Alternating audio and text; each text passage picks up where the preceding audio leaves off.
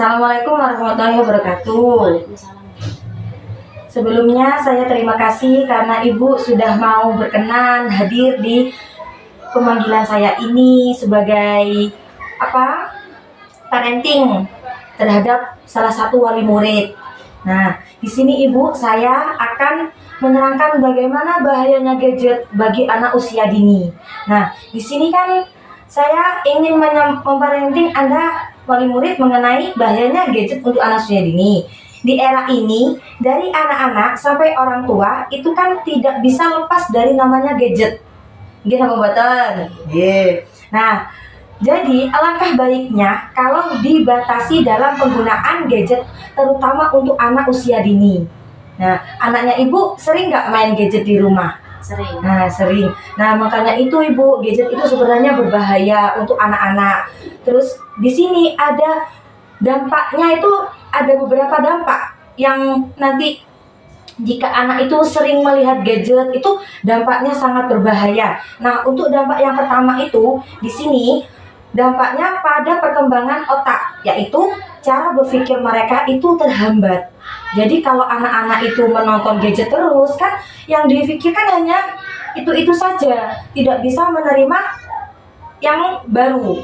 Nah, seperti itu. Terus yang kedua itu menurunkan daya konsentrasi anak. Misal Ibu, anaknya main gadget di rumah. Ibu ingin minta tolong ke anaknya, belikan apa, misal gitu. Pasti anak itu tidak merespon, karena anak itu terlalu fokus ke HP-nya, jadi konsentrasinya kurang. Nah, untuk dampak yang kedua Ibu, itu pada perkembangan bahasa. Apa itu perkembangan bahasa? Nah, cara berkomunikasi antara kita sesama manusia Bu. Nah, kalau bahasa itu anak-anak biasanya kan kalau nonton gadget itu kan kartun, biasanya itu kartun. Kayak Upin Ipin itu kan bahasanya yang bukan biasa kita ucapkan. Terus kayak ada kartun lagi yang bahasanya itu berbeda dari kita. Biasanya kan anak-anak kalau keseringan lihat kartun itu nanti ngomongnya mereka itu sama, menirukan kartun itu. Nah, soalnya sudah banyak yang seperti itu. Untuk dampaknya yang selanjutnya, dampak perkembangan sosial dan emosional. Anak sulit bersosialisasi antara teman atau orang yang ada di sekitarnya. Jadi, misal anak itu di rumah anak itu main gadget. Ada temennya yang ingin ngajak main, dipanggil sama temannya, pasti dia nggak mau. Lebih asik sendiri nonton gadget. Iya. Terus anak sering menirukan perilaku yang telah ditonton mereka. Nah, jadi seperti apa? Misal gini, kayak perang-perangan gitu. Anak-anak kan ya memang harus ada edukasi kan Cuma kalau perang-perangan itu kan takutnya barang berbahaya yang dipakai. Nah, seperti itu. Terus untuk yang selanjutnya, anak itu mudah tantrum kalau gadgetnya diambil. Misal Ibu, anaknya main gadget terus, Ibu ambil, apakah nggak tantrum anak Ibu? Tantrum. Marah. Iya. Ngamuk. Nah, gitu. iya. Terus gimana solusinya untuk menghadapi anak yang kecanduan gadget? Nah, supaya anaknya nggak kecanduan gadget lagi. Nah, untuk solusinya Ibu, itu bisa Ibu berkomunikasi lebih dekat dengan anak. Misal, anak diajak bercerita, duduk bersama, atau main di luar rumah. Diajak di tetangga, main apa yang seenggaknya itu bisa anak tidak fokus pada HP itu lagi. Jadi, nanti kan lama-lama anak kan ada penurunan untuk melihat gadgetnya, seperti itu.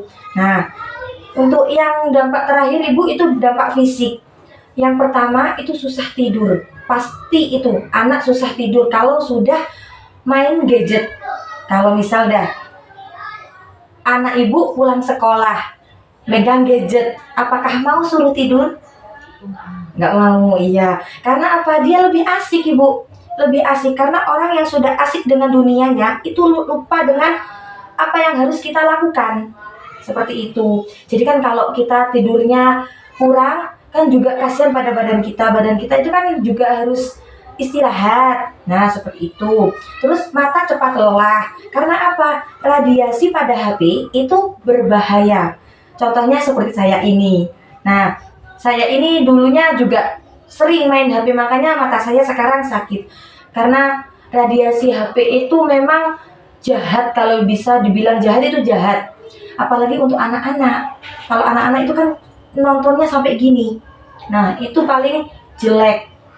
Terus kurangnya aktivitas antara orang tua dan anak.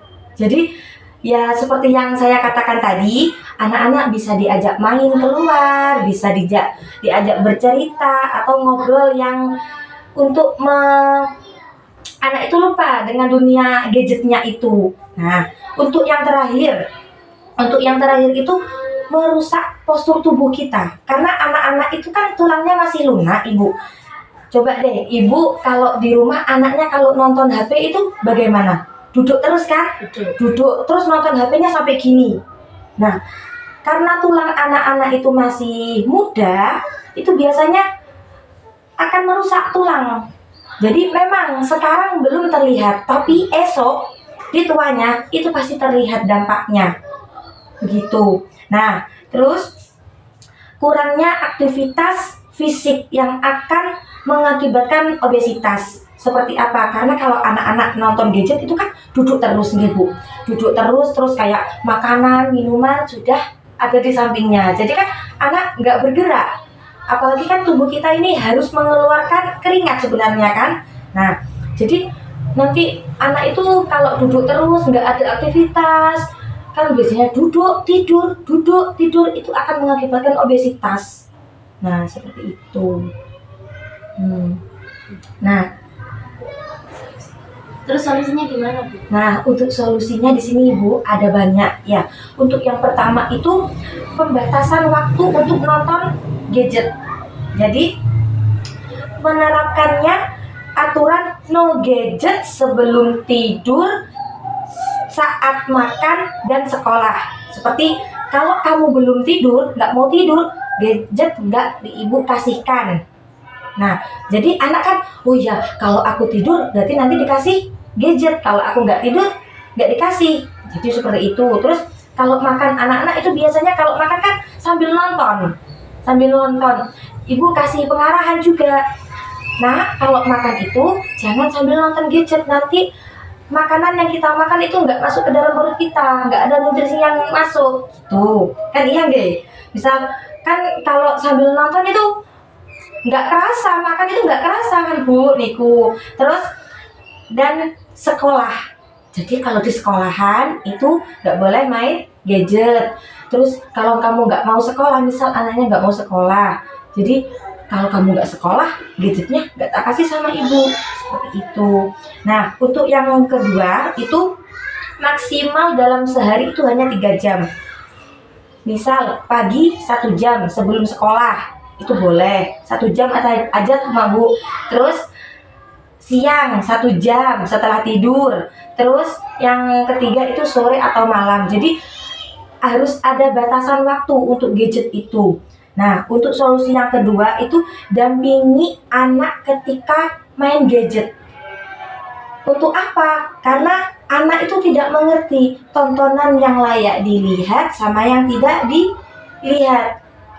Jadi nanti kalau ada orang tuanya yang mendampingi, loh, nggak boleh itu nggak bagus dilihat anak-anak, seperti itu. Misalkan anak-anak lihat yang apa itu, Bu, yang sekarang marah itu apa, begal. Nanti anak-anak bisa mencontoh itu kan nggak bagus perilakunya. Jadi harus ada pendampingan orang tua, seperti itu. Nah, dan yang ketiga, arahkan ke aktivitas yang lain. Yaitu tadi diajak bermain, bercerita, keluar dari rumah, apa Ibu ajak masak, suruh bantu apa gitu. Terus yang terakhir, konsisten dalam aturan. Kan nggih, Bu, jenengan konsisten apa mboten kalau ngasih aturan ke anak. Kasihan. Nah, Gitu. iya memang kasihan kalau ke anak sendiri, nggih, Bu. Cuma kan kalau kita nggak konsisten, anaknya juga menyepelekan kita. Jadi kalau sekarang itu ada aturannya, sekarang 1 jam dalam satu hari, jadi 3 jam. Besoknya juga harus seperti itu, nggak boleh pelin-pelan ibunya. Jadi itu berkelanjutan agar anak kita tidak Tidak kecanduan. kecanduan gadget. Iya, seperti itu Ibu. Kita coba bimbing bersama Ibu di rumah, Ibu bimbing di sekolahan, saya juga membimbing karena waktu anak itu lebih banyak di rumah sama orang tua. Kalau guru kan hanya beberapa jam. Jadi saya juga membimbing, ibunya juga membimbing. Jadi agar anak kita itu tidak ketergantungan, kan kasihan ke anaknya. Kalau di akhirnya anak itu kecanduan kan yang susah kita sendiri juga. Nah, semoga parenting atau bimbingan yang saya sampaikan tentang bahayanya gadget ini bisa mengedukasi ibu dan bisa diterapkan di rumah. Semoga berhasil, nggih. Matur nuwun, nggih.